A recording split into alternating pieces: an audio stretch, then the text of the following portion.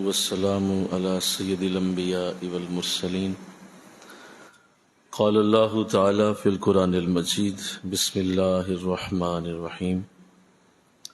أفلا يتدبرون القرآن أم على قلوب أقفالها. صدق الله العظيم. رب اشرح لي صدري ويسر لي أمري واحلل عقدة من لساني يفقهوا قولي. ان اللہ و ملائکتہ یصلون علی النبی یا ایھا الذین آمنوا صلوا علیہ وسلموا تسلیما. مل کے پڑھیے: الصلاۃ والسلام علیک یا رسول اللہ وعلی آلک واصحابک یا سیدی یا حبیب اللہ.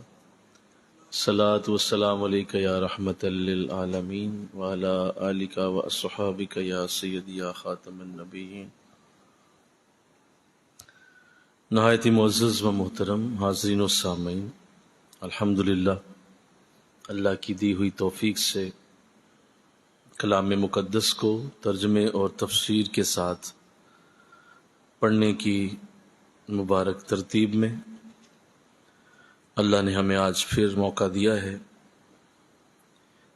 اس پہ اللہ کا شکر ہے کہ ہم اللہ کے کلام کو سبکن آیت با آیت پڑھنے کی سعادت حاصل کر رہے ہیں.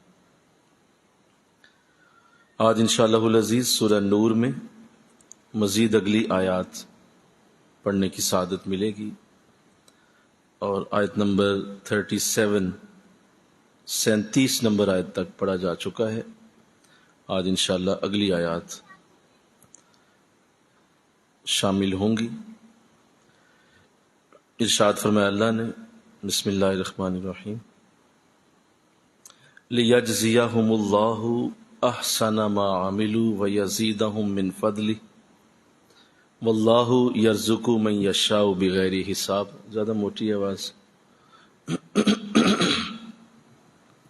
وَالَّذِينَ كَفَرُوا أَعْمَالُهُمْ كَسَرَابٍ بَقِيعَةٍ يَحْسَبُهُ الظَّمْآنُ مَاءً حَتَّى إِذَا جَاءَهُ لَمْ يَجِدْهُ شَيْئًا وَوَجَدَ اللَّهَ عندہ فواہ حسابہ واللہ سریع الحساب. او کظلمات فی بحر لجی یغشاہ موج من فوقہ سحاب ظلمات بعضها فوق بعض اذا اخرج یداہ لم یکد یراہا ومن لم یجعل اللہ لہ نورا فما لہ من نور. صدق اللہ العظیم. رب اشرح لی صدری ویسر لی امری واحلل عقدۃ من لسانی یفقہوا قولی. ان اللہ و ملائکتہ یصلون علی النبی یا ایھا الذین آمنوا صلوا علیہ وسلموا تسلیما. مل کے پڑھیے: الصلاۃ والسلام وعلی آلک واصحابک یا سیدی یا حبیب اللہ. الصلاۃ والسلام علیک یا رحمۃ للعالمین وعلی آلک واصحابک یا سیدی یا خاتم النبیین. ارشاد فرمایا اللہ نے آیت نمبر 38 کے اندر: اللہ جزا دے گا ان لوگوں کو ان کے بہترین اعمال کی، اور انہیں اپنے فضل سے اس سے بھی کہیں زیادہ عطا فرمائے گا، اور اللہ جس کو چاہتا ہے بغیر حساب کے رزق عطا کرتا ہے. اس آیت کریمہ میں جو گفتگو پچھلے جمعہ میں کی گئی کہ وہ مرد جن کو تجارت اور خرید و فروخت اللہ کی یاد سے غافل نہیں کرتی، کہ وہ اپنا کاروبار اپنے معاملات بھی کر رہے ہوتے ہیں، ساتھ ساتھ وہ اللہ کی یاد کو بھی اہمیت دیتے ہیں، نماز قائم کرتے ہیں، زکوٰۃ دیتے ہیں اور اللہ سے ڈرتے رہتے ہیں، اور ساتھ ساتھ وہ اپنی زندگی کے معاملات کو بھی چلاتے رہتے ہیں. تو اللہ ان کو اب ایک تسلی دے رہا ہے کہ یہ جو ایسے لوگ ہوں گے ہم ان کے بہترین اعمال کی جزا دیں گے، ہم ضرور انہیں جزا دیں گے اور بہت زیادہ عطا کریں گے. اپنے فضل سے۔ تو اس میں آقا دو جہاں صلی اللہ علیہ وسلم آپ کی حدیث موجود ہے، آقا علیہ السلام نے ارشاد فرمایا کہ اللہ نے اپنے بندوں کے لیے ایسی نعمتیں تیار کر رکھی ہیں جنہیں کسی آنکھ نے دیکھا تک نہیں، اور آج تک کسی کے ذہن میں ویسا خیال بھی نہیں آیا جو اللہ نے نعمتیں اپنے بندوں کے لیے جنت میں تیار کی۔ تو چونکہ یہ ایسا معاملہ ہے کہ ہم زیادہ تر نقد کے قائل ہیں، اور ہم کہتے ہیں کہ جو فوراً ملے بس وہی ہوتا ہے، جبکہ اللہ کے سارے وعدے ادھار پہ ہیں، اور اللہ ادھار کرتا ہے کہ بھائی ابھی تو نیکی کر لی، ابھی نہیں دوں گا اس کا بدلہ، تمہیں حشر کے دن جنت میں دوں گا۔ تو ہماری طبیعت نقد پہ چلتی ہے، ہم کہتے ہیں نہیں جو ہونے آتا ہے انہیں آئے وہی ٹھیک ہے، اور اسی پہ دھوکہ انسان کھا جاتا ہے، اور اللہ کے وعدوں پہ اسے یقین نہیں ہوتا۔ حالانکہ یہ بڑا واضح ارشاد ہے کہ ہم نے تمہارے لیے ایسی نعمتیں تیار کی ہوئی ہیں، اور پھر جو تم کر کے آؤ گے، نیکی کر کے آؤ گے، تم نے اپنی بساط کے مطابق چند نمازیں پڑھی ہوں گی، چند روزے رکھے ہوں گے، چند قرآن کی تلاوت کی ہوگی، تو تم نے اپنی بساط کے مطابق کیا ہوگا، لیکن ہم جب تمہیں دیں گے تو تمہارے مطابق نہیں دیں گے، ہم اپنے فضل کے مطابق تمہیں عطا کریں۔ یہ تمہارا ذہن اس بات کو کھرچ دے اپنے اندر سے کہ جتنا میں کروں گا اتنا مل جائے گا۔ یہ ہمارے ہاں اصول نہیں ہے، وہ دنیا میں ہے کہ جتنا کسی نے کیا اتنا دے دو، جتنی رقم پیش کی اتنا مال دے دو، یہ دنیا میں ہے۔ ہمارے ہاں اصول فضل کا ہے، ہم فضل سے نوازیں گے، اور جو تم لے کے آؤ گے ہم اس سے کئی لاکھ گنا زیادہ تمہیں عطا کرنے والے ہیں۔ تو اب جب ان وعدوں پہ اعتبار ہو اور ان وعدوں پہ انسان پوری طرح سے ذہن نشین کر کے زندگی گزارے، تو پھر تو اس کے لیے نیک عمل کرنا بہت آسان ہوتا ہے، اور وہ کہتا ہے یہ تو کوئی شے ہی نہیں ہے، میرا رب اگر آج میں چھوٹی سی ایک تکلیف اٹھا رہا ہوں تو میرا رب اس کا بدلہ جو دے گا وہ بہت بڑا ہوگا۔ تو لہٰذا خود ہی دل میں تسلی اترتی ہے، خود ہی سکون آ جاتا ہے، اور انسان نیکی پہ چلتا رہتا ہے۔ لیکن چونکہ لوگوں کی ذہنی ٹریننگ ایسی نہیں ہوتی اور ذہن ایسا تیار نہیں ہوتا، لہٰذا کہتے ہیں کیا کرنا نماز پڑھ کے، کیا کرنا روزہ رکھ کے، بس ٹھیک ہے جیسے چلتا جائے چلتا جائے۔ نہیں، ایسا نہیں ہے۔ قرآن کہہ رہا ہے کہ تم نے اس بات کو ذہن نشین کرنا ہے کہ اگر تم ہمارے پاس آئے نیک اعمال لے کر تو ہم تمہیں بہت زیادہ عطا کریں گے۔ اور پھر آگے جو آخری لفظ ہیں قرآن کی آیت کے، وہ تو حد کر دی، فرمایا ہم تو جب دیں گے تو دینے میں کوئی حساب بھی نہیں رکھیں گے، سارا کچھ ہی تمہیں عطا کر دیں گے۔ یرزق من یشاء بغیر حساب، پھر ہم کوئی حساب نہیں کریں، کچھ نہیں گنیں گے کہ بھائی اس کی 100 نیکیوں کے بدلے 1000 دے دو، اس کی 1000 کے بدلے کروڑ اسی سے دے دو، نہیں، ایسا نہیں ہم کریں گے، ہم حساب ہی نہیں کریں گے، پھر اتنا عطا کریں۔ مل کے کہو نا سبحان اللہ، یہ اللہ کی عطا ہے نا، اس پہ سبحان اللہ کہو نا، اللہ سے بات کرو نا کہ مولا تیری کرم نوازی ہے، تیری رحمت ہے کہ تو نے اتنا نوازنا ہے۔ تو جب کوئی انسان ایسی چیز کو ذہن میں رکھ کے چل رہا ہوتا ہے تو پھر اس کے لیے ہر نیکی میٹھی ہو جاتی ہے، ہر نیکی مزے کی ہوتی ہے، پھر وہ ہر نیکی کے اندر بڑا ایک دلی سکون محسوس کرتا ہے کہ اسے پتا ہے کہ اس کا بڑا اعلیٰ ریوارڈ ہوگا۔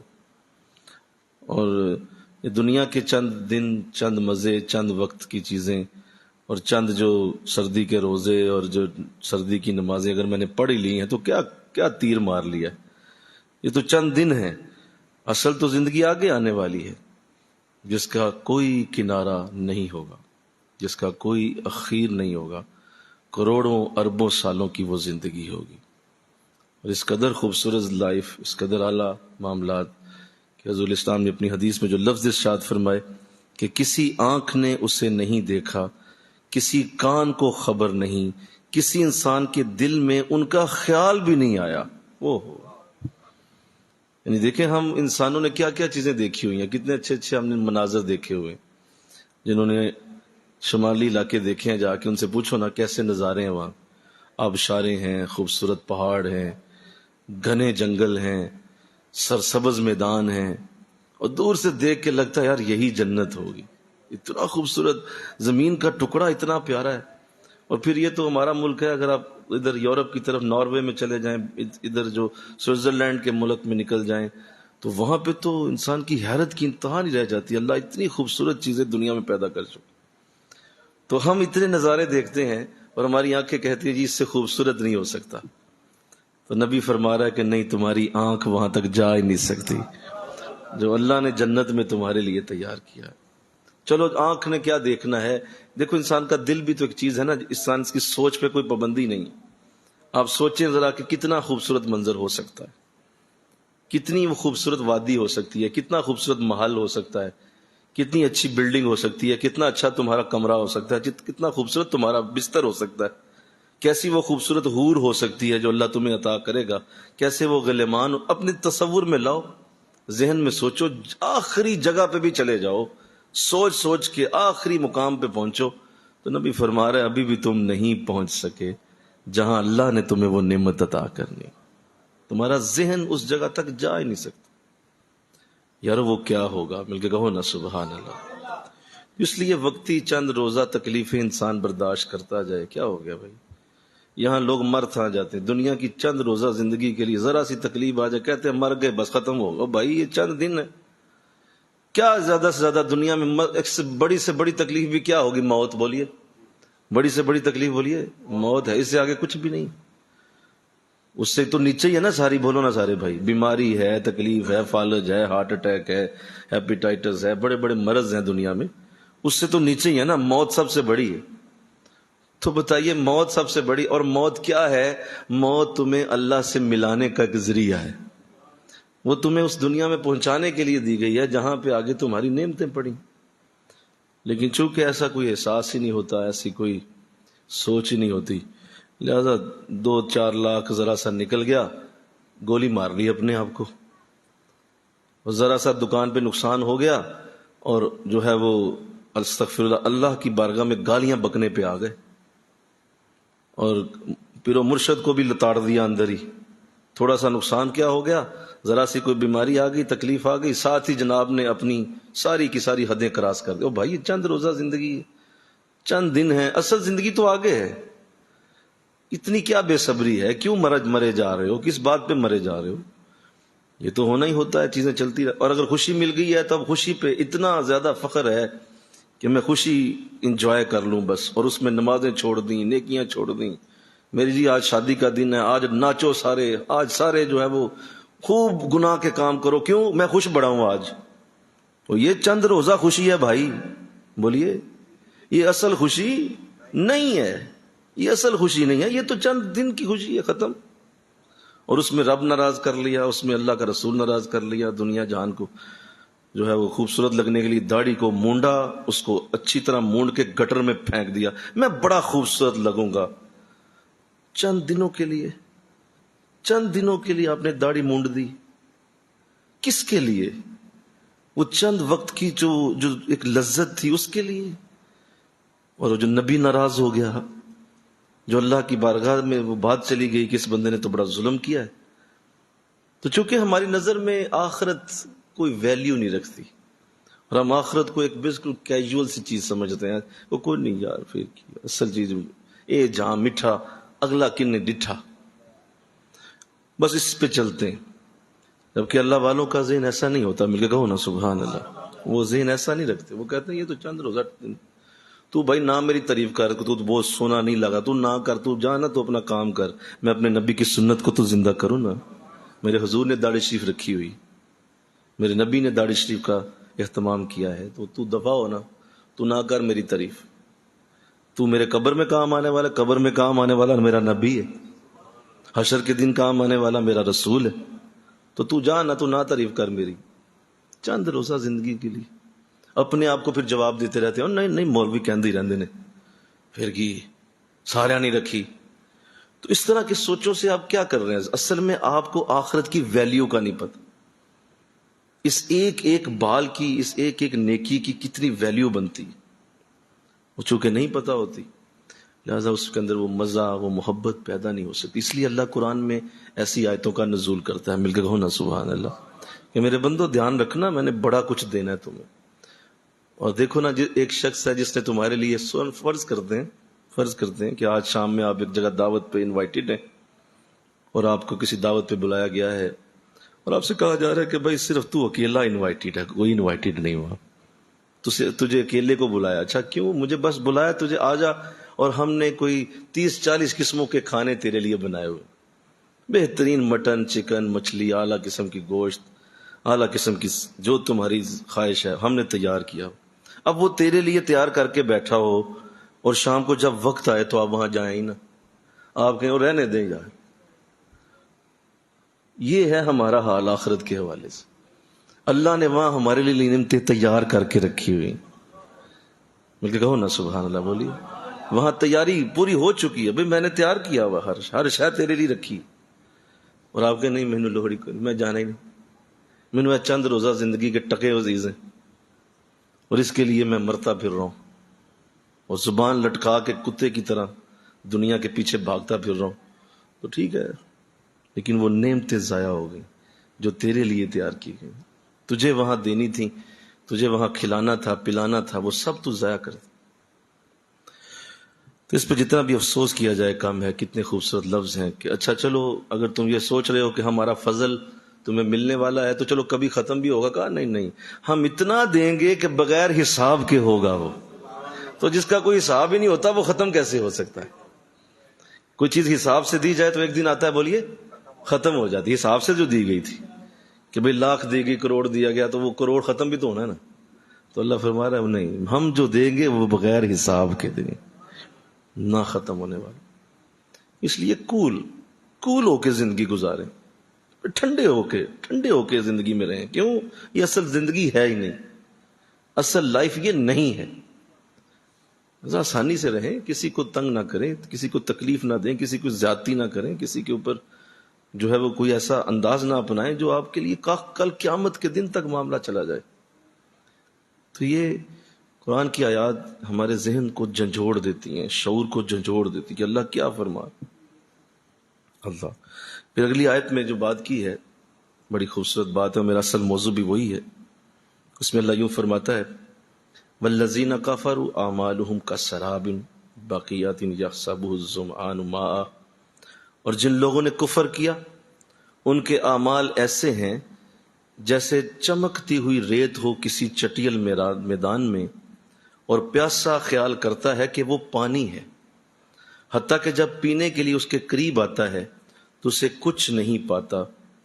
اور اللہ تعالیٰ کو اپنے قریب تو پورا چکا دیا اس نے اس کا حساب، اور اللہ بہت جلد حساب کرنے والا ہے. اب اللہ نے ذرا پینیترا بدلا، اب ذرا گاڑی کا جو انجن ہے وہ کسی اور طرف چلا ہے. قرآن نے اپنا رخ بدل دیا، ایمان والوں سے اب رخ کافروں کی طرف ہو گیا. اور بڑی تسلی سے سنیے، کیونکہ ہم میں یوں کہہ دوں، اگر میرے لیے لفظ مشکل ہے کہنا لیکن مجھے کہنا چاہیے کہ ہم بہت زیادہ کم ذہن لوگ ہیں. ہماری ذہنی پستی اور ہم انفیریٹی کمپلیکس کا شکار لوگ کہ ہم ہر وقت یہی سوچتے رہتے ہیں دیکھیں کافر کتنی موجیں مار رہے ہیں، کتنا اچھا ان کے ملکوں میں نظام ہے، کتنے صاف ستھرے ملک ہیں، گٹر ہی کوئی نہیں ہے ملکوں میں، اتنے اچھے سیوریج کے سسٹم ہیں، دیکھو قطاریں بنا کے کام کرتے ہیں، کتنا صاف ستھرے ان کے گھر ہوتے ہیں، گاڑیاں چمکتی ہوئی، اونچی بلڈنگیں. بھئی وہاں جاؤ، ویزا لو، وہاں پہنچو. اور لوگوں کے اندر جو ہوس ہے یورپ کی، اور جس طرح سے جانا اور مطلب مال و دولت کی ہوس کے اندر جا کے غیر قانونی طریقوں سے ملکوں کی سرحدیں پھلانگنا، سمندروں کے راستے سے جانا، آگے سے گولیاں کھانا، اور گولیاں کھا کے تو جو ہے وہ گشتی کی کشتی پوری کی پوری ڈبو دینا. کیوں؟ مجھے یورپ لے جاؤ.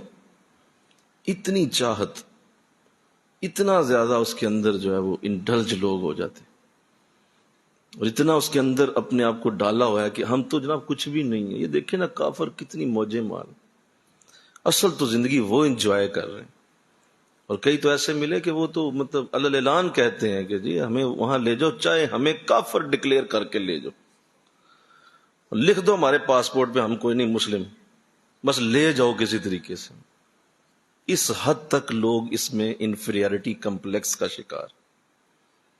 اور وہ جو ہے یہ سمجھنا کہ یہ میرے لیے جو ہے وہ اسلام تو ایک مصیبت کی طرح ہے، ان کے لیے قرآن کی یہ آیت اللہ نے اتاری کہ تم جن کو بڑا خوبصورت خیال کرتے ہو اور بڑی تمہاری چاہت ان کی طرف ہے، تو میں تمہیں ان کی حقیقت بتاؤں، جن لوگوں نے کفر کیا ان کے اعمال ایسے ہیں جیسے چمکتی ہوئی ریت ہو کسی بہت بڑے میدان میں۔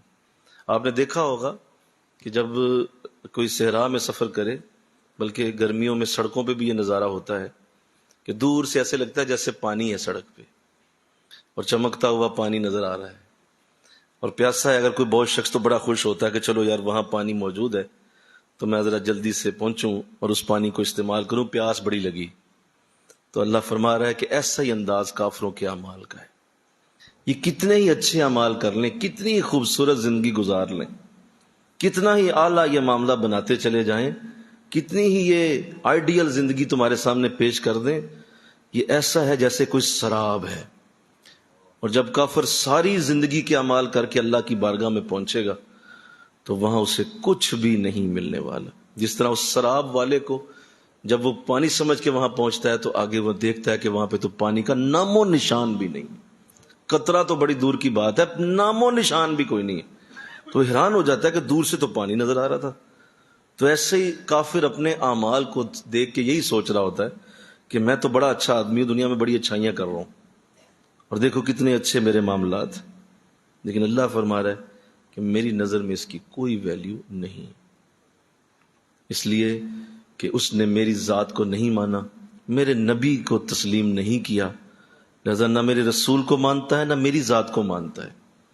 تو جب ان دونوں چیزوں کو وہ نہیں مانتا تو پھر اس کے اعمال بھی ہمارے ہاں قبول نہیں ہو سکتے، قطعاً قبول نہیں ہے۔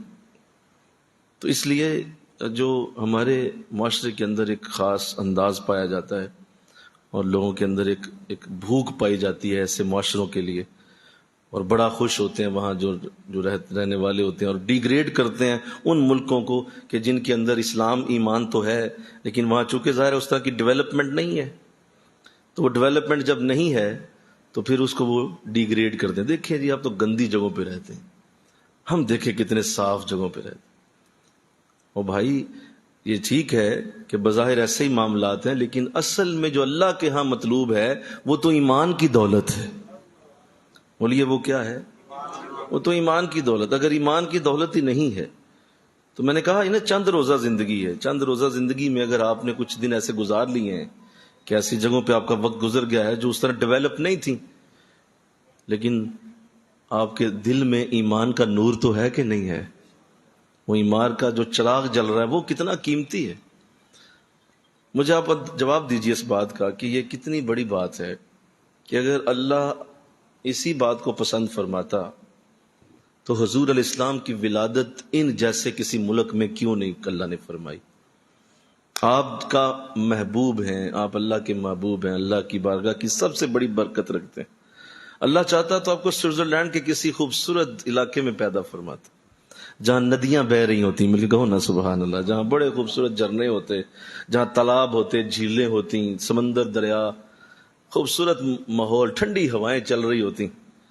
آپ دیکھیں نا عرب کا موسم، جب حضور وہاں آئے ہیں جس حالت میں آپ کی پیدائش ہوئی ہے، آج تو چلو ڈیولپ ہو گیا، آج تو اے سی لگ گئے ہیں مسجدوں میں، لیکن جب حضور وہاں سجدے فرماتے تھے تو صحابہ فرماتے ہیں کہ ہم نے جب مسجد نبوی کی صفوں پہ سجدہ کیا ہے تو نیچے سے پتھر ہماری پیشانیوں پہ چبھتے تھے،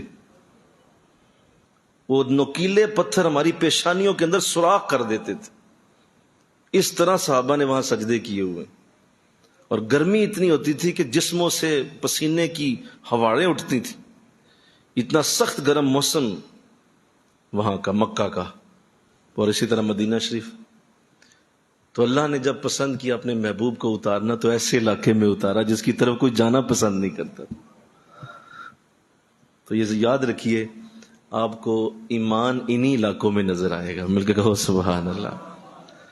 یہ دلیل ہے اس بات کی کہ اگر اللہ چاہتا تو حضور کو کسی بڑے خوبصورت علاقے میں پیدا فرما، نہیں ایسا نہیں ہے۔ یہ کیا بات ہوئی کہ اگر حضور وہاں پیدا ہو جاتے، سنیے ذرا میری بات کو ذرا توجہ سے سنیے، اگر وہاں آپ کی پیدائش کی جاتی جہاں ایسا علاقہ ہوتا تو لوگ کہہ سکتے تھے، لوگ کہتے تھے پہلے ہی دیکھیں بڑی ٹھنڈی ہوائیں تھیں، بڑی خوبصورت فضائیں تھیں، لہذا نبی بھی وہیں آ گیا۔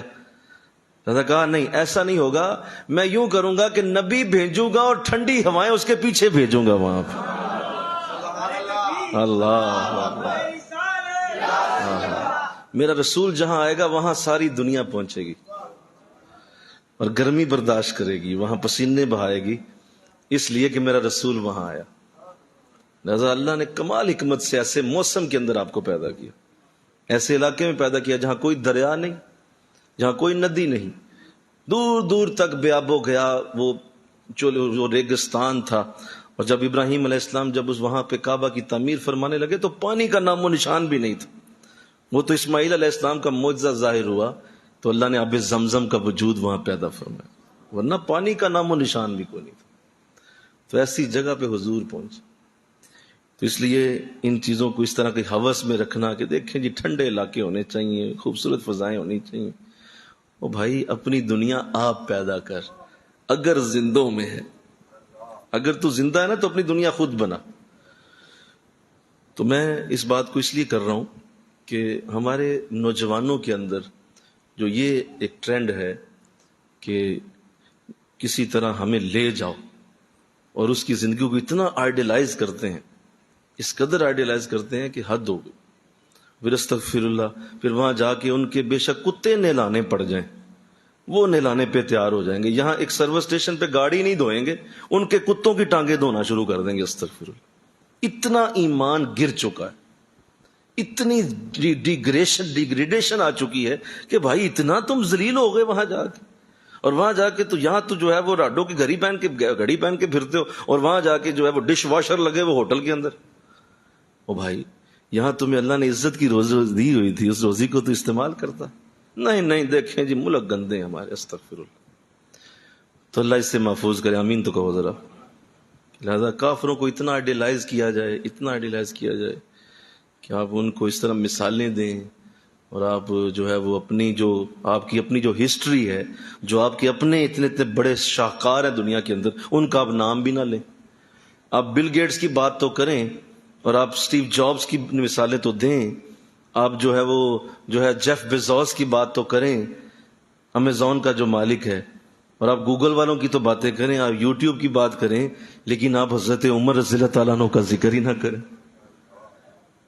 جو علل اعلان اس دنیا کے اندر ایسا شخص پیدا ہوا ہے کہ لوگ کہتے ہیں کہ الیگزینڈر جو دنیا میں بہت بڑا فاتح آیا اور اتنی بڑی سلطنت جس نے فتح کر لی، اس سے کہیں بڑا فتح کرنے والا عمر رضی اللہ تعالیٰ عنہ کی ذات کریمہ، کہیں بڑا 26 لاکھ مربع میل کا حکمران،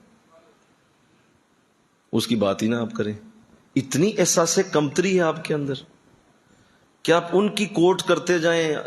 میں نے کلاس میں ایک دن پی ایچ ڈی کی کلاس تھی، تو ہمارے ٹیچر گفتگو فرما رہے تھے، تو ذرا ٹیچر ہی ہوتے ہیں اور ٹیچر کا ادب ہوتا ہے، احترام ہوتا ہے۔ وہ گفتگو کر رہے تھے، وہ بار بار اسی طرح کبھی کسی مفکر کی بات، کبھی شیکسپیئر کو کوٹ کرنا شروع کر دیں، کبھی وہ جو ہے وہ جیف بیزوس کی بات کرنا شروع کر دیں، مختلف انہوں نے نام لیے، کسی وہ ٹاپک پہ بات کر رہے تھے، تو میں سنتا رہا۔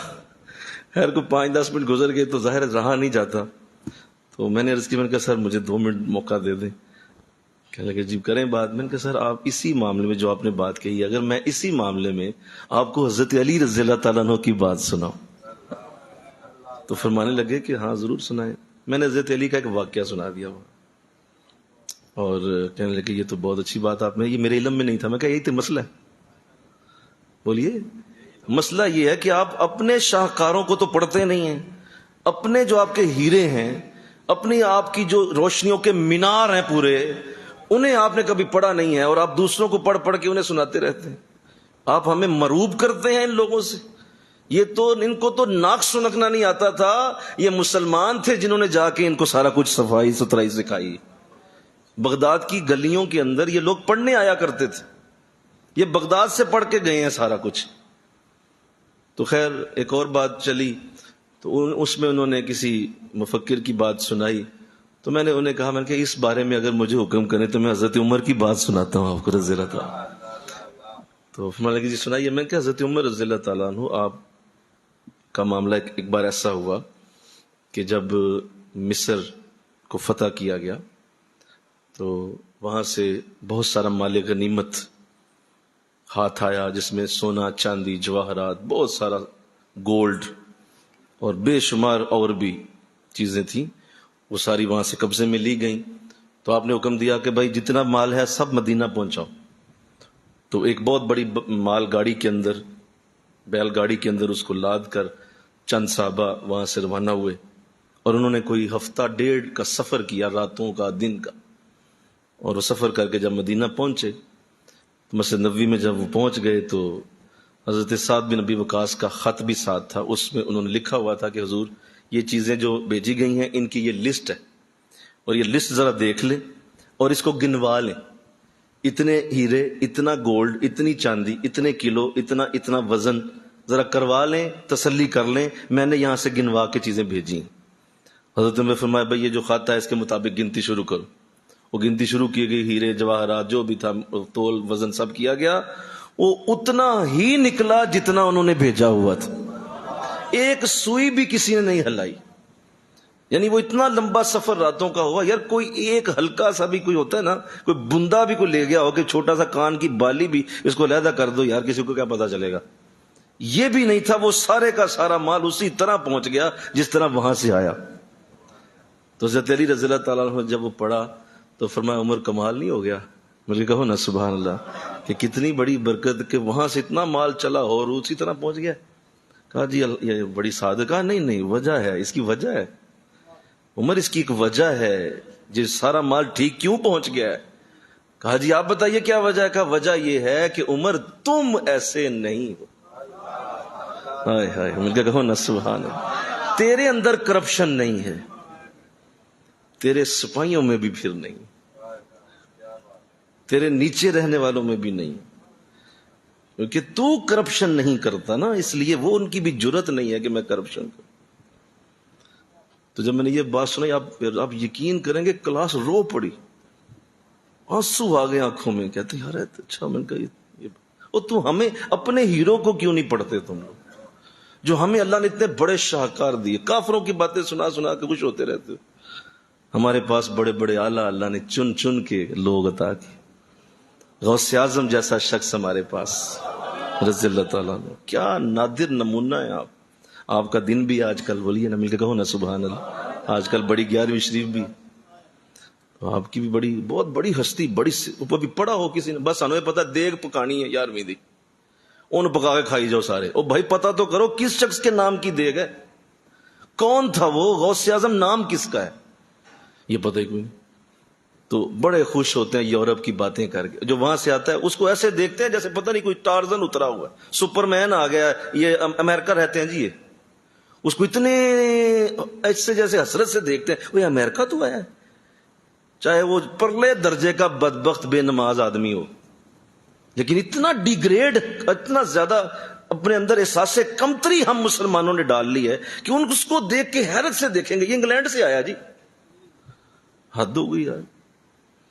اور ایسا شخص جسے آپ اس طرح سوچ رہے ہیں، تو آپ کی جو نسل ہے اس کے اندر تو پھر کیسے محبت مدینے کی پیدا ہوگی، کیسے مکے کی محبت پیدا ہوگی، کس طرح پیدا ہو سکتی؟ میں اس بچے کو نہیں بھول سکا جس کے گھر میں 6 گاڑیاں کھڑی تھیں، اور وہ میرا اسٹوڈنٹ تھا، تو اس نے ایک دن مجھے گھر بلایا دعوت پہ، تو میں گیا تو دیکھا بڑا خوبصورت وابڈا ٹاؤن میں گھر، اعلیٰ قسم کی رہائش، تو باتوں باتوں میں ذکر ہوا، تو میں نے کہا یار چھٹیوں میں پتہ چلا تھا پچھلے سال تم لوگ گئے ہوئے تھے، کہا جی سر ہم جاتے رہتے ہیں، ہر گرمیوں کی چھٹیوں میں ہمارے پاپا ہم 1 مہینہ 2 کے لیے لے جاتے ہیں۔ میں کہاں گئے؟ کہا جی ہم کوئی ملک نہیں چھوڑا، ناروے، بیلجیم، بڑے ملک پھرے ہوئے ہیں، کوئی ملک نہیں چھوڑا، ہم بڑی بڑی جگہوں پہ گئے۔ میں نے کہا اچھا چلو یہ بتاؤ عمرہ کب کیا؟ تو وہ نہیں کیتا، عمرہ کرنے نہیں گئے؟ میں نے کہا عمرہ نہیں کیا؟ نہیں ابو کبھی لے کے ہی نہیں گئے، ناروے گئے ہیں، بیلجیم گئے ہیں، روس گئے ہیں، سردیوں میں ہم روس چلے جاتے ہیں، وہاں سردی بڑی اعلیٰ ہوتی ہے، بڑی زبردست برف باری ہوتی۔ تو میں نے کہا یار کہ مدینہ شریف، کہا نہیں وہ تو آج تک نہیں۔ تو مجھے بتائیے آپ نے اپنی قوم کو اتنا کیوں ڈیگریڈ کر دیا ہوا ہے؟ اب کیوں یہ سمجھتے ہیں کہ کافر بڑے ہی اعلیٰ ہوتے ہیں؟ اور ان کے ذہنوں کے اندر ایسی تم لوگوں نے بچوں کے اندر چیزیں ڈال دی ہیں کہ وہ بیچارہ، میں نے کہا بھائی اگر آپ مدینہ نہیں نہ گئے تو آپ کچھ بھی نہیں گئے، کہیں بھی نہیں گئے آپ۔ جس نے مدینہ نہیں دیکھا اس نے زندگی میں کچھ نہیں دیکھا، وہ تو ساری زندگی بیکار گئی ہے اس کی۔ سر یہ آپ کیا کہہ رہے ہیں؟ میں نے کہا یہ سچ ہے۔ اگر اسلام نے فرمایا کہ جس نے میرے پاس نہیں آیا اور وہ حج کر لیا اس نے، یا جو بھی، جب میرے پاس نہیں آیا اس نے مجھ پہ ظلم کیا۔ یہ کہ حاجی کے لیے حضور کہہ رہے ہیں چلو مکہ تے آیا نہ بولو، لیکن حضور اس کو بھی رگڑ دے رہے ہیں، بھائی تو نے میرے پاس کیوں نہیں حاضری دی؟ تو میرے پاس مکے سے تو میرے پاس نہیں آ سکا، مکے پہنچ گیا تو مکے سے یہاں نہیں آیا، تو مجھ پہ ظلم کیا تو نے۔ تو ایک تو مکے سے یہاں نہیں آیا، ایک گھر سے ہی نہیں کبھی چل کے آیا، تو بتاؤ اس کے لیے حضور کیا کہیں گے؟ میں نے کہا اس لیے بیٹا یہ کچھ بھی نہیں ہے، ختم کر دیا تم نے۔ کہنے لگا سر میں کہوں گا والد صاحب سے، لیکن مجھے اگلے سال پتا چلا کہ اس کے والد کو زبردست قسم کا کینسر ہوا اور وہ ہسپتال میں فوت ہو گیا۔ تو لہٰذا ہم نے نا اپنے بچوں کو بڑا یہ دیا ہوا ہے، اور اپنے اندر سوچ کے کہ نہیں دیکھو ہم تو لگتا ہے بہت ہی برے ملکوں میں رہتے ہیں، استغفر اللہ، کافروں کے ملک بڑے چنگے، بڑے سونے، بڑے اعلیٰ۔ میں اس میں کوئی دوسری دلیل نہیں دے رہا، یہ صرف اس لیے کہہ رہا ہوں کہ آپ ضرور اللہ کی نعمتیں انجوائے کریں، کھائیں پیئیں پھریں، لیکن اپنی عزت نفس کو نیچے نہ آنے دیں۔ آپ کی جو مسلم ہونے کی عزت ہے اس کو برقرار رکھیں۔ کہ تو کیا چیز ہے، تیرے جیسے ہزاروں لاکھوں میرے نبی کے غلاموں کے نوکروں کے نیچے بھی نہیں آ سکتے۔ حضرت کفار کی جتنی بھی ہو جائے، اللہ فرما رہا جتنا بھی یہ کر لیں یہ سراب سے زیادہ حقیقت نہیں ہے، اس سے خوبصورت مثال نہیں دی جا سکتی جو قرآن دے رہا ہے۔ یہ سراب ہے سارا، پھک کر کے اڑ جائے گا ایک دن، کوئی ان کی بلڈنگ باقی نہیں رہے گی، کوئی شے ان کی دنیا میں ہم نہیں چھوڑیں گے۔ اگر نام باقی رہے گا تو میرے بزرگوں کا نام باقی رہے گا، ان اللہ والوں کے مزاروں کے نشان باقی رہیں گے۔ ان کی زندگیاں دیکھو لاکھوں سال ہو جائیں گے، اللہ پھر بھی نہیں ختم ہونے دے گا، یہ برکتیں جاری رہیں گی اللہ۔ اور آگے دیکھیے کیا خوبصورت لفظ ہیں، کیا اعلیٰ لفظ ہیں۔ فرمایا وَوَجَدَ اللَّهُ عِندَهُ فَوَّافُ حِسَابُ، اللہ نے دنیا میں ان کا حساب کر دیا۔ ان کو کہو نا سبحان اللہ، کیا بولو ذرا، میں نے کیا بولا؟ اللہ نے دنیا میں ان کا حساب کر دیا۔ وہ اگر کسی کتے کو پانی پلا رہے ہیں اللہ اسی طرح کی سڑک بنا دیتا ہے، چل پھیرے دیتے تھے موج کر، ہم نے دنیا میں ہی دے دیا اسے۔ وہ اگر کوئی ہاسپٹل بنا دیتے ہیں اللہ فرماتا ہے بس اس کی زندگی میں ذرا ٹھنڈک پیدا کرو، لہذا دنیا میں اس کا حساب دے دیا۔ اور ہم غریبوں کے لیے کہا نہیں تمہیں دنیا میں تو دینا ہی کونی نا، مل کے کہو نا سبحان، ہم نے تمہیں حشر میں ہی دینا ہے جا کے۔ ہاں یہاں دیا تو بات اور ہو جائے گی۔ تو یہاں لینا چاہتے ہو اللہ، ساری دنیا کی دولت کو اکٹھا کیا جائے، اربوں خربوں خزانوں کو اکٹھا کیا جائے، قارون کے خزانے کو بھی اٹھا لائیں آپ، ساری زمین کی دولتیں زمین سے نکال کے ایک جگہ ڈھیر لگا دیں، تو اللہ فرما رہا ہے ذالک متاع قلیل، یہ بڑا تھوڑا مال ہے۔ اوئے ہوئے مل کے کہو نا سبحان اللہ، بولیے ساری زمین کی دولت کو کیا فرما رہا ہے اللہ؟ وہ یہ تھوڑا ہے، متاع قلیل، یہ تو بہت تھوڑا ہے۔ مولا ساری زمین دے خزانے، کہا نہیں، جو ہم دینے والے ہیں وہ بہت بڑا ہے، اس سے یہ تو تھوڑی سی دولت ہے، متاع قلیل، اس پہ مر گئے ہو۔ او بھائی ہم نے تمہیں بہت کچھ دینا ہے۔ تو یہاں نہیں، اس جگہ نہیں۔ حضور اسلام تشریف رکھتے ہیں کہ حضرت عمر آئے تو آپ آرام فرما رہے تھے، دوپہر کا وقت تھا، قیلولہ فرما رہے تھے، لیٹے ہوئے تھے، اور اتفاق سے گرمی کی شدت سے آپ نے اوپر سے قمیض مبارک اتاری ہوئی تھی، سائڈ پہ رکھی ہوئی تھی، اور آپ نے تہہ بند باندھا ہوا تھا، اور اوپر سے جسم آپ کا بغیر قمیض کے تھا، تو آپ لیٹے ہوئے تھے۔ جو ہی حضرت عمر آئے تو آپ سیدھے ہو کے بیٹھ گئے، تو حضرت عمر نے پیچھے دیکھا تو پیچھے چارپائی کے بان کے نشان تھے، ظاہر پڑ جاتے ہیں نا، بولو جب آپ چارپائی پہ ایسے لیٹے تو پیچھے نشان پڑ جاتے، تو ایسے نشان دیکھے تو حضرت عمر کی آنکھوں سے آنسو برس پڑے۔ کہا عمر کیا بات ہے؟ فرمایا حضور آپ اللہ کے محبوب ہو کے یہ حال کے پیچھے بان کے نشان، اور اسی وقت میں اگر روم کی بات کروں، ایران کی بات کروں، تو وہاں بادشاہ موجیں مار رہے ہیں، یاشیاں کر رہے ہیں، اور ان کی زندگیاں اتنی اعلیٰ نعمتیں کھا رہی ہیں، تو حضور آپ اللہ کے محبوب ہو کے یہ کیا حال ہے حضور، مجھ سے نہیں برداشت ہو رہا۔ فرمایا عمر چھوڑو انہیں کرنے دو، یہ دنیا کے دن ہیں، میں اور تم حشر اور آخرت میں موج کریں گے، ہمیں اللہ آخرت کے لیے دے گا نا، لہذا تسلی رکھو، یہ چھوڑو، یہ کرنے دو ان کو، کتنے دن اور کر لو، 50 سال بولیے، 60 سال، 70 سال، کتنے دن اور کر لیں گے، اور چھوڑے عمر، میری اور آپ کی قیامت اور حشر اور کروڑوں اربوں سالوں کی نعمتیں تیار ہیں، اللہ نے تسلی دی آپ نے، فرمایا یہ وقتی چیزیں ہیں، لہذا ان کو دیکھ کے بڑا خوش ہونا۔ دیکھو نا، اگر کوئی کافر کتنی اچھی زندگی گزارے، بولو کتنے سال گزار لے گا، بولو نا 50 سال، 60 سال، بلکہ ان کے نا ایسا کرو، کسی دن نا کسی ویڈیو کو نکالو اور ان کے نا اولڈ ہوم جو انہوں نے بنائے ہوئے ہیں، کیونکہ ظاہر ہے جب وہاں بوڑھے ہو جاتے ہیں تو گھروں میں رکھتا کوئی نہیں، بولو انہیں رکھتا ہی کوئی نہیں، وہ کہتا ہے جی ان کو لے جاؤ اولڈ ہوم میں جمع کراؤ، اور اولڈ ہوم میں جو ہے وہ جا کے جمع کراتے ہیں، اور اگر وہ مر جائے نا بابا وہاں، تو وہ اولڈ ہوم والے ہی اسے دفن کر دیتے ہیں، اولاد آتی کوئی نہیں، وہ کہتے ہیں جی کیا کرنا ہے، وہ فون کرتے ہیں، کہا جی مر گیا، کہا جی مر گیا بس دفنا دو، وہ آپ نے منہ نہیں دیکھنا، کوئی لوڑ ہی نہیں، میں دور بڑی ہوں، آپ والد صاحب ہیں، آپ میں ان کا بیٹا ہوں، یہ میرے والد ہیں، انہیں دفن کریں آپ۔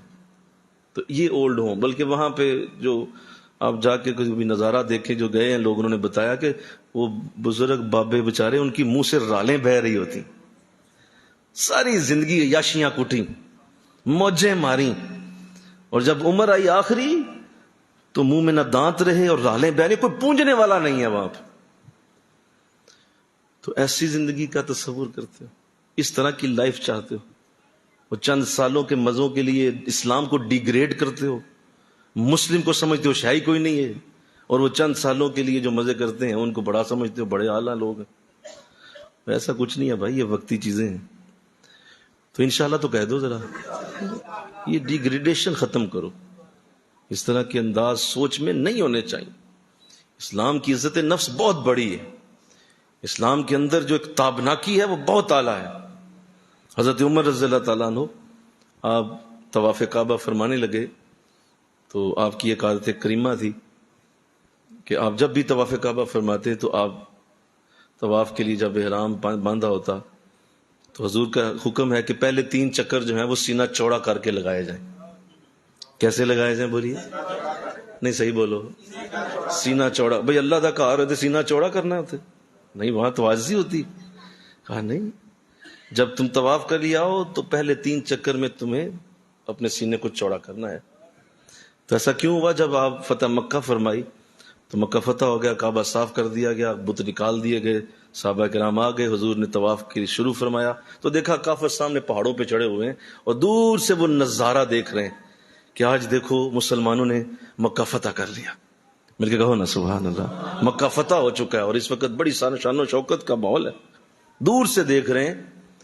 تو حضور نے دیکھ لیا کہ دیکھ رہے ہیں، کہا بھائی خبردار، رکو سارے، سب کو روک لیا، کہا سینے چوڑے کرو ذرا، ہائے ہائے ہائے، مل کے کہو نا سبحان اللہ۔ یہ انداز حضور نے دیا ہے۔ کس نے دیا بولیے؟ یہ حضور نے دیا۔ یہ کیا آپ نیچے جھکے نہیں، ہم تو کچھ بھی نہیں، ہم تو فضول لوگ ہیں، آپ بڑے اعلیٰ لوگ، یہ انداز حضور نے نہیں دیا۔ وہ فرمایا سینے چوڑے کرو۔ فرمایا کہ حضور کیا وجہ ہو، سینے چوڑے کیوں؟ فرمایا وہ سامنے دیکھ رہے ہیں اور وہ سوچ رہے ہیں کہ شاید مسلمان کمزور ہو گئے ہیں اور مدینہ سے کمزور حالت میں آئے ہیں، نہیں انہیں دکھاؤ کہ ہم طاقتور ہیں۔ لہذا کعبے کے اندر سینہ چوڑا کرنا اس لیے کہ اسلام کی عزت کا اظہار ہو، یہ حضور نے حکم دیا۔ لہذا 3 چکر جب سینہ ایسا کر کے لگائے گئے تو اس کے بعد یہ حکم بن گیا کہ اب جو بھی طواف کرے گا پہلے 3 چکر ایسے ہی ہوگا۔ اس کو رمل کہا جاتا ہے۔ کیا کہا جاتا ہے؟ یہ رمل ہے۔ تو حضرت عمر رضی اللہ تعالیٰ عنہ چونکہ آپ بڑے خوبصورت طبیعت کے مالک ہیں، آپ ہمیشہ جب بھی طواف کرتے تو آپ لوگوں کو یہ ضرور بتاتے، آپ کہتے دیکھو یار ابھی میں طواف شروع کرنے لگا ہوں، سینہ چوڑا کر لیا میں نے، میرے حضور نے حکم دیا کہ سینہ چوڑا کرنا ہے۔ حالانکہ آج وہ وجہ ختم ہو گئی ہے، عمر حکمران ہے یہاں کا، عمر مکے کا حکمران ہے۔ آج کسی کافر کی ضرورت نہیں دور کھڑا ہو کے دیکھے، کوئی کافر نہیں کسی جگہ سے دیکھ رہا، لیکن چونکہ حضور نے اسلام کی عزت اسی میں رکھی ہے، لہذا عمر اسی طرح کرے گا جیسے حضور نے کہا ہے کہ سینہ چوڑا کر کے پہلے 3 چکر لگائے اللہ۔ اور اسی طرح جب حجر اسود کو چومتے تو اس پہ بھی یہی بات کرتے، فرماتے ہیں حجر اسود تو ایک پتھر ہے، تو کسی کی نہ قسمت بنا سکتا ہے نہ بگاڑ سکتا ہے، ٹھیک ہے تو جنتی ہوگا، لیکن تیرے سے کوئی قسمت کسی کی نہیں جڑی ہوئی. ٹھیک ہے تیری جنت سے آمد ہوئی تو بڑا قیمتی ہے، جنت سے آیا، لیکن تو کیا کرے گا؟ میں تو تجھے اس لیے چومتا ہوں کہ میرے محمد نے تجھے چوما ہوا ہے، میرے نبی نے تیرے اوپر لب لگائے، میں اس لیے چومتا ہوں. تو اس پتھر کے اوپر بھی اسلام کی دھاگ کو بٹھا دیا. تو ایسا انداز ہونا چاہیے انشاءاللہ. تو بولو ذرا ہے اس طرح کا انداز نہ ہو کہ آپ بھیگی بلی بنے رہیں اور لوگوں کے اندر اس طرح سے بیٹھ کے تو اپنے آپ کو ڈیگریڈ قسم کا. جس طرح ہم لوگ بھی ہوتے ہیں نا، ہم جو تھوڑا سا ہم لوگ جو ہمارا طبقہ ہے علماء کا کہہ لو یا مولویوں کا کہہ لو، وہ چند بیٹھ جائیں گے نا گاڑیوں والے، تو ان کے سامنے مولوی صاحب ایسے بیٹھے ہوں گے. مولوی صاحب کہیں گے پتہ نہیں یار بھی ایسا رویہ کیوں ہے.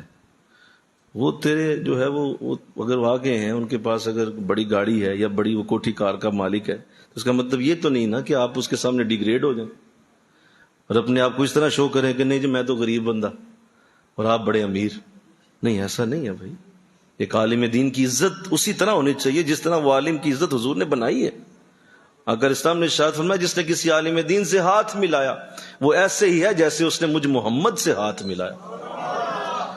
تو بتائیے اسی طرح پروٹوکول ہو، اسی طرح کا انداز ہو کہ میں بھائی علم میرے پاس ہے، یہ جاہل آدمی، یہ جوہلاء ہیں سارے، میں عالم ہوں. اور علم والا آنکھوں والا ہوتا ہے اور جو جاہل ہوتے ہیں وہ نبینا اور اندھے ہوتے ہیں. قرآن نے انہیں اندھوں سے تشبیہ دی ہے کہ جو جاہل ہیں یہ اندھے ہیں اور آنکھوں والا وہ ہے جو علم والا ہے. تو تمہارے اندر وہ اسی طرح کی تمکنت ہونی چاہیے، تمہارے اندر ویسا ہی انداز ہونا چاہیے انشاءاللہ. تو کہو ذرا یار ٹھیک ہے. آگے سنیے، کہا کہ میں نے صاحب سارا ادھر ہی کر دیا، یہ جتنا بھی یہاں پہ نیک عمل کریں گے حشر کے دن کچھ بھی انہیں نہیں ملے گا، کوئی شے نہیں دوں گا. جو میرے لیے نہیں کیا گیا وہاں میں کسی کو بھی اس کا بدلہ، سارے بولو، نہیں دوں گا. جو میرے لیے نہیں کیا گیا بھائی وہ تو ایک دنیا کی دنیا داری کے لیے کرتے رہے، پل بنائے، سڑکیں بنائی، ہسپتال بنائے، اور کہا کیا کیا کیا کہ میرا نام چل پڑے، میرا نام آگے جائے، تو چلا گیا. حشر کے دن اللہ کی بارگاہ سے اسے کچھ بھی ملنے کی توقع نہیں. فرمایا ہم نے سب کا حساب یہیں کر دیا. لہذا دعا کرو ہمارا حساب یہاں نہ ہو، بولو نا، ہمارا حساب وہاں ہو. اس لیے اپنی دعاؤں کو بیچو نہیں، اپنے سجدوں کو بیچو نہیں، اپنے وظائف کو نہ بیچو.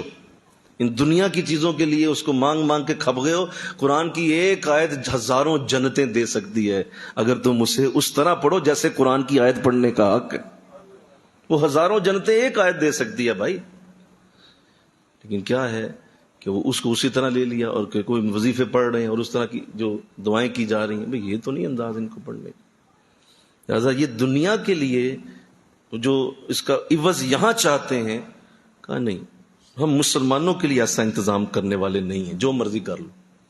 یہی وجہ ہے، بڑے غور سے سنیے، آج ہم فلسطین میں بڑی سخت تکلیف کا شکار ہیں، بڑی دکھ ہے، بڑا اس پہ دل بڑا رو رہا ہے. اس میں کوئی شک نہیں ہے کہ ساری مسلم امہ اس وقت پریشان، اس وقت بڑی تکلیف کے عالم میں ہے. 50-56 اسلامی ممالک ہیں، ایٹمی طاقت بھی ہیں، لاکھوں اربوں ڈالرز کی ان کے پاس ریزروز بھی ہیں، لاکھوں اربوں ڈالرز کا اسلحہ بھی ہے، لیکن وہ ایک لفظ بھی نہیں بول رہے اور قطعاً اس پہ کوئی کلام نہیں کر رہے. تو یہ یاد رکھو کہ یہ ایسے انداز جو ہمارے ساتھ بیتتے رہتے ہیں یہ آج سے نہیں ہے. جب سے حضور آئے ہیں یہ انداز اسی طرح ہے. بدر بھی لڑی گئی تھی تو اسی طرح لڑی گئی تھی، بولو. احد بھی لڑی گئی تھی تو یہی انداز تھا، بلکہ اس میں تو ہمیں شکست ہو گئی تھی. خندق میں بھی ایسے ہی انداز رہا. اسی طرح بہت جتنی جنگیں حضور لڑ کے گئے ہیں ایسے ہی رہا ہے. اس کے بعد جو واقعہ پیش آتا ہے جسے سانحہ جو ہے وہ کربلا کہا جاتا ہے، حضرت امام حسین کی شہادت ہوتی علیہ السلام، ان کی جو شہادت ہوئی ہے وہ کتنا بڑا سانحہ ہے. پھر بغداد کی اینٹ سے اینٹ بجا دی گئی. اتنا بڑا ہمارا ڈیولپڈ سٹی جس میں لاکھوں جو ہے وہ اس میں علماء کا وجود اور لائبریریاں اور کتابیں وہ سب جلا دی گئیں. اس کو دجلہ میں پھینک دیا گیا، لاشوں پہ لاشیں چڑھا دی گئیں. وہ بغداد کا اتنا بڑا سانحہ ہے، وہ بھی مسلمانوں کے ساتھ ہوا. اسی طرح دیگر وہ اسپین کے اندر جو مسلمانوں کے ساتھ واقعات پیش آئے، پھر آگے افغانستان کو اڑا کے رکھ دیا گیا، پھر جو ہے وہ شام پہ چڑھ دوڑے اور چیچینیا اور بوسینیا اور کوسوو اور ملکوں کے ملک اجاڑ دیے گئے. تو یہ شروع سے اسلام کی تاریخ ہے. مسلمانوں کو اللہ کبھی چین نہیں لینے دے گا. بولیے میں نے کیا کہا؟ بول دو. کیوں؟ ان کا بدلہ یہاں ہے نہیں. ان کا اصل بدلہ حشر کے دن ہونے والا ہے. اگر یہاں یہ سب کچھ انہیں دے دے تو پھر حشر کیا دے گا؟ اصل وعدہ وہاں کا ہے.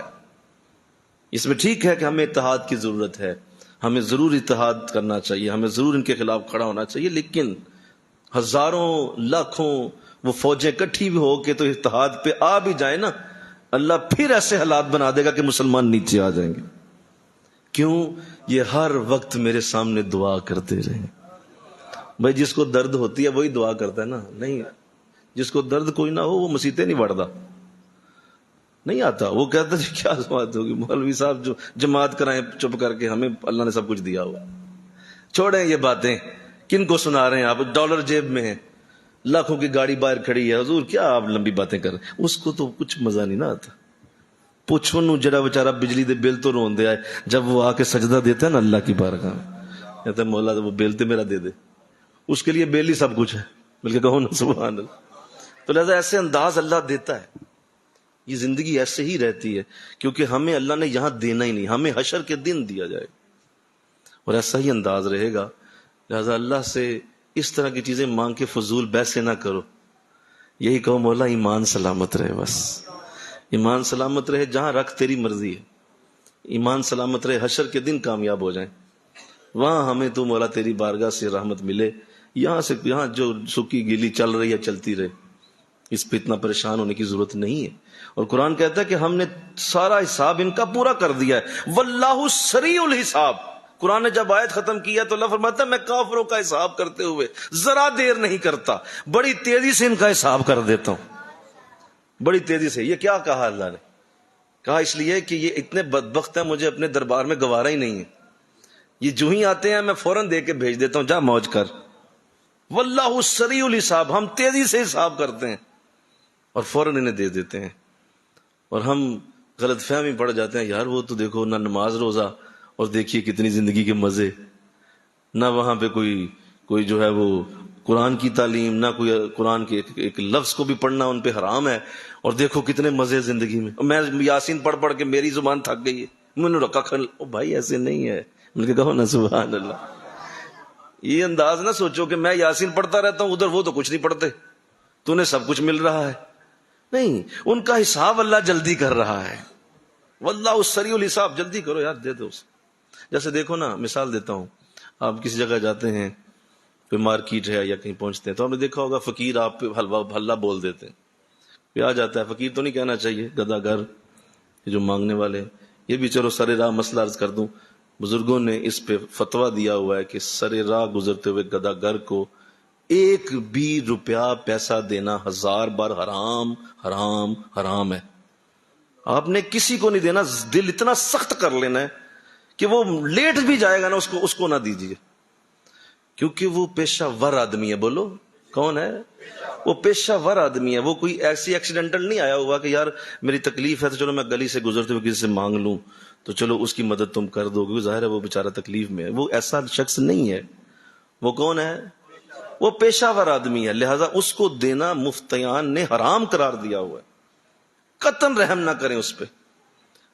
اور پھر بعض کہتے ہیں دیکھیں جی ہم تو اللہ کے لیے دینا، تو کسی مسیطے دے جا، ہم تو دے دیتے ہیں جی، کوئی نہیں بات، وہ دے دیتے. حد ہو گئی. بلکہ میں نے تو ایک مفتی صاحب سے ایک بڑی اچھی بات سنی، وہ کہتے ہیں اس سے بہتر تھا کہ تو اسے کسی گٹر میں پھینک دیتا پیسوں. چلو کوئی گٹر میں جاتا تو کوئی چلو پانی شانی اس کو دھو دیتا یا جیسا بھی تھا، دفعہ مارو، وہ پانی میں بہہ جاتا، وہ اچھا تھا. وہ جو تم نے اس کے ہاتھ میں دیا نا، اس سے وہ ہیروین خریدے گا، اس سے وہ نشہ خریدے گا، اس سے وہ کوئی بری بات کرے گا، اس سے وہ کوئی ایسی شے کھائے گا، کیونکہ اس کو پتا ہے کہ مجھے ایسے فری میں مل رہا ہے تو وہ موجے مارے گا. تو سن لیا جی مسئلہ آپ نے؟ بولو سارے بول دیجئے. اس کی ہم نے اس کو جڑ سے اکھاڑنا ہوتا ہے. تو خیر یہ میں نے سر عرض کیا. تو وہ اگر آ گئے ہیں تو آپ نے دیکھا ہوگا کہ وہ بار بار جب آتے ہیں تو بعض لوگ ایسا کرتے ہیں، وہ ادھر ادھر جیب میں ہاتھ مارتے ہیں اور جلدی سے کچھ ذرا کچھ ٹھیانی چوانی کو روپیہ اور جو ہاتھ میں آتا ہے نا اسے پکڑاتے ہیں، کہتے ہیں کسی طریقے سے گلے سے لتھے، یہ اس کو دفع کرو یار، پھاڑے نکل بھائی. تو یہ ہے واللہ سریع الحساب.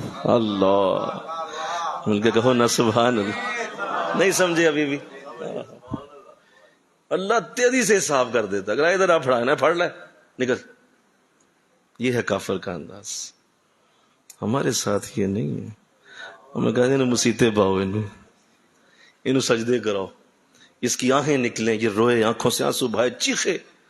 جب میرا بندہ روتا ہے مجھے بڑا مزہ آتا ہے، مجھے بڑا اچھا لگتا ہے. جب میرا بندہ اس کو روتے ہوئے دیکھتا ہوں نا تو مجھے بڑی خوشی ہوتی ہے. تو اس کا انداز یہ ہے. لہذا اس لیے اس عظیم سعادت کو اللہ کو بڑی تیزی سے حساب کرتا ہے. اور ایک حدیث میں ایک لفظ اتنے بڑے خوبصورت آقا اسلام نے ارشاد فرمایا کہ اللہ کتنی تیزی سے حساب کرے گا. حشر کے دن کتنی مخلوق ہوگی آدم سے لے کر آخری شخص تک، لیکن اللہ کو جو وقت لگے گا ان کا حساب کرتے ہوئے، وہ آقا نے فرمایا جو میرا اور تمہارا ایک دن ہے، اس ایک دن کا بھی جو پورا وقت ہے اتنا بھی نہیں اللہ کو لگنا. آدھے دن کے اندر اللہ ساری مخلوق کا حساب پورا کر دے. کتنی دیر میں بولو؟ آدھے دن میں ساری مخلوق کا حساب اللہ چکتا کر دے. یہ ہے سریع الحساب، وہ بہت تیز حساب کرتا.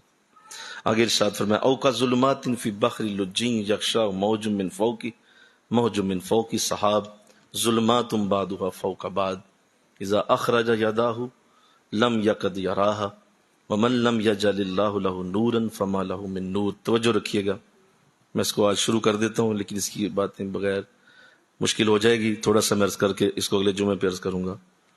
او کا ظلمات فی بحر لجین یغشا کا موج من اچھا کہا. اچھا چلو، وہ جو پہلا تمہیں میں نے انداز دیا کہ ان کے اعمال سراب کی طرح ہیں، اگر تمہیں اس کی سمجھ نہیں آئی تو آؤ ایک اور مثال تمہیں دیتا ہوں. اور کافروں کے اعمال کو میں نے یوں سمجھا ہوگا. کیا؟ یاد رکھو کہ اعمال کفار ایسے ہیں جیسے اندھیرے ہوتے ہیں جو گہرے سمندر میں ہوتے ہیں. چھا رہی ہوتی ہے اس پر موج، اس کے اوپر ایک اور موج، اور اس کے اوپر بادل، تے در تے اندھیرے ایک دوسرے کے اوپر. جب وہ نکالتا ہے اپنا ہاتھ تو اس ہاتھ کو بھی نہیں دیکھ پاتا. کہا یہ جو عمل کر رہے ہیں نا، ان میں روشنی نور کا کوئی نام و نشان نہیں ہے، یہ روشن عمل نہیں ہے. ان کی مثال ایسے ہے جیسے جو سمندر جب گہرا ہو جاتا ہے تو اس کے نیچے روشنی نہیں جاتی اور وہاں بالکل اندھیرا ہوتا ہے.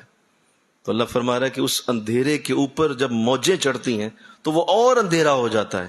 ایک موج کے اوپر دوسری موج، دوسری موج کے اوپر تیسری موج، اور جب وہ سمندر اوپر تک پہنچتا ہے تو اوپر بادل چھائے ہوئے ہیں، یعنی سورج بھی نہیں نکلا ہوا. تو بتاؤ روشنی اندر کیسے جائے؟ بھائی اوپر سورج بھی کوئی نہیں، بولو. اور طے در طے موجیں ہیں اور نیچے گہرائی میں ایک چیز ہے، وہ کیسے نظر آئے؟ کہا اس کی مثال ایسے ہے جیسے کوئی شخص اندھیرے میں جب اپنا ہاتھ دیکھنے کی کوشش کرے تو اب اپنا ہاتھ تو قریب ترین ہوتا ہے نا، یہ تو نظر آ جانا چاہیے، لیکن اندھیرے میں وہ ہاتھ بھی نظر نہ آئے. کہا اس طرح ان کے اعمال حشر کے دن نظر ہی نہیں آئیں گے، اتنے اندھیرے اعمال ہیں ان کے. جب قرآن نے یہ بات کہی تو سائنس جو ہے، ظاہر ہے ہم کیا میں اس پہ عرض کروں کہ ہم قرآن کو تو ثواب کے لیے پڑھتے ہیں. انہوں نے اس آیت کو جو سائنسدانوں نے پڑھی اور یورپ کے جو تحقیق کرنے والے، انہوں نے جب یہ آیت پڑھی کہ قرآن میں اللہ نے طے در طے موجوں کی بات کی ہے اور پھر نیچے گہرائی کے اندر اندھیرے کی بات کی ہے، تو آج سائنس اس بات پہ، اس نتیجے پہ پہنچی ہے کہ وہ جو 1000 2000 3000 میل نیچے جب سمندر میں جاتے ہیں تو وہاں اتنا اندھیرا ہوتا ہے کہ ہاتھ کو ہاتھ نظر نہیں آتا. تو سائنس کہتی ہے کہ یہ تو آج ہم نے چیزیں اکوپمنٹس بھیج کے وہاں دیکھا ہے کہ وہاں پہ ایسی کوئی شے نہیں، اندھیرا اتنا ہے کہ ہاتھ کو ہاتھ نظر نہیں آتا. قرآن 1400 سال پہلے یہ بات کیسے بیان کر رہا ہے؟ کیا یہ کس نے بتا دیا؟ یہ تو آج ہم پروو کر رہے ہیں کہ سمندر کے نیچے اندھیرا ہے. اوہو، اچھا ایسے عجیب ہیں، یہ سارا کچھ پڑھ کے بھی اس کے اتارنے والے تک نہیں پہنچتے. جس نے اتارا ہے اس تک پھر نہیں پہنچتے. حیران ہو جاتے ہیں کہ یار یہ کیسی کتاب ہے جو اتنے 100 سال پہلے اتری، جب سائنس کا وجود ہی نہیں تھا، تو یہ کیسے بتا رہی ہے کہ سمندر کے اندر اندھیرا ہوتا ہے؟ اللہ تو ایک محقق نے، خیر پھر اللہ کرم بھی کرتا ہے، انہوں نے پھر جو ہے وہ اس پہ تحقیق شروع کر دی، لوگوں سے پوچھا، اور رابرٹ نام کا وہ سائنسدان تھا، اس نے بہت سارے لوگوں سے ملا اور لوگوں سے ملاقاتیں کی، یار یہ کیا ہے قرآن میں، یہ کس، تو لہٰذا اللہ نے اس میں بتا دیا. کہا اچھا آیا کس پہ تھا؟ کہا محمد بھی آیا تھا صلی اللہ علیہ وسلم. تو کہا اچھا چلو مجھے بتاؤ ان کے بارے میں. وہ چلتا چلتا تحقیق کرتا کرتا ایک وقت آیا کہ اس کو یہ بھی بتایا گیا، اچھا چلو یہ تو تم نے پڑھ ہی لیا کہ سمندر کے اندر اندھیرا ہوتا ہے، اور قرآن نے ایک اور بات بھی کی ہے کہ ہم نے فرعون کی لاش وہاں خنود شدہ پڑا ہوا ہے، اور ہم قرآن کے اندر 1400 سال پہلے اللہ نے یہ بات کر دی کہ ہم نے اس کی لاش کو لوگوں کے لیے عبرت بنا دیا ہوا ہے. تو جب یہ دونوں آیتیں اس نے پڑھی تو اس نے کہا کہ یہ واقعی اللہ کا ہی کلام ہو سکتا ہے، اس سے پہلے کسی نے ایسی کوئی بات نہیں کی ہے. لہذا ایمان لے آیا، مسلمان ہو گیا، حضور کا کلمہ پڑھ لیا. تو ہم جو کیسے پڑھتے نہیں، ہمارا انداز یہ ہو رہا ہے، ہم تو ثواب کی کتاب ہے، ہمارا تو ایک دکان چلانے والی کتاب ہے، یہ ہمارا تو پیٹ درد ٹھیک کرنے کی کتاب رکھی ہوئی، ہم نے تو اس سے یہ لیا ہوا ہے کہ بس کلوں پہ پڑھ لو، دسوں پہ پڑھ لو بس. اور اس کی جو اندر کی گفتگو ہے، اس کے اندر جو کتنے قیمتی ہیرے ہیں وہ کبھی دیکھے ہی نہیں. تو خیر یہ سر دست میں نے عرض کیا. تو کافروں کے اعمال کی مثال یوں بھی دی گئی کہ یہ اندھیروں کے جیسے، جس طرح اندھیرا ہوتا ہے. اور آگے ارشاد کر دیا کہ دیکھو دیکھو ہاتھ بھی نظر نہیں آتا، مَمَن لَمْ يَجْعَلْ اللَّهُ نُورًا لَهُ نُورًا فَمَا لَهُ مِن نُور، جس کے لیے اللہ نور پیدا نہ کرے اس کے لیے کوئی نور نہیں ہوتا. بس اللہ جس کو ہدایت دینا چاہے، مل کے کہو نا سبحان اللہ. یہ جتنا چاہے پڑھ لیں.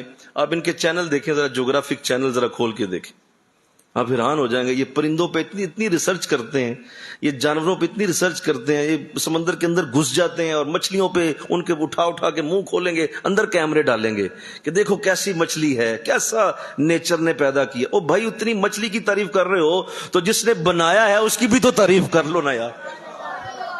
لیکن وہی بات کہ اللہ فرما رہا ہے جس کے لیے میں نور پیدا نہ کروں، ہائے ہائے اس کے لیے کوئی نور نہیں.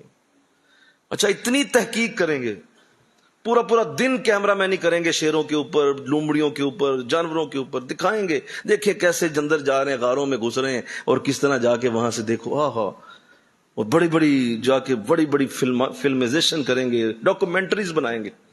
یوٹیوب پہ جائیں آپ، کتنے گھنٹے کی ڈاکومنٹریاں پڑی ہوئی، لیکن اس بنانے والے کے خیال ہی کوئی نہیں، جس نے یہ کائنات بنائی. مل کے کہو نا سبحان اللہ. جس نے وہ جانوروں کو تخلیق کیا.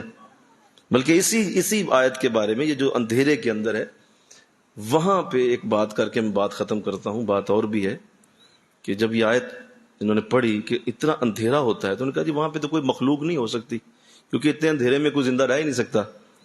لیکن یہ حیران تھا اس وقت ہوئے جب انہوں نے وہاں بھی کیمرے اتارے اور وہاں بھی انہوں نے وہ چیزیں اتاری، تو دیکھا کہ اتنا اندھیرا ہے، وہاں بھی مچھلی ایک اللہ نے پیدا فرمائی ہوئی ہے.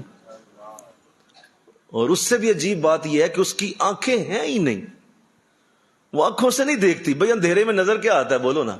آنکھیں ہیں ہی نہیں، تو وہ کس طرح فیل کرتی ہے؟ اللہ نے اس کے جسم میں ایسے انٹینے لگائے ہوئے ہیں کہ اس کے قریب جب کوئی چیز گزر جائے تو اسے پتہ چل جاتا ہے قریب سے کچھ ہے گزر رہی.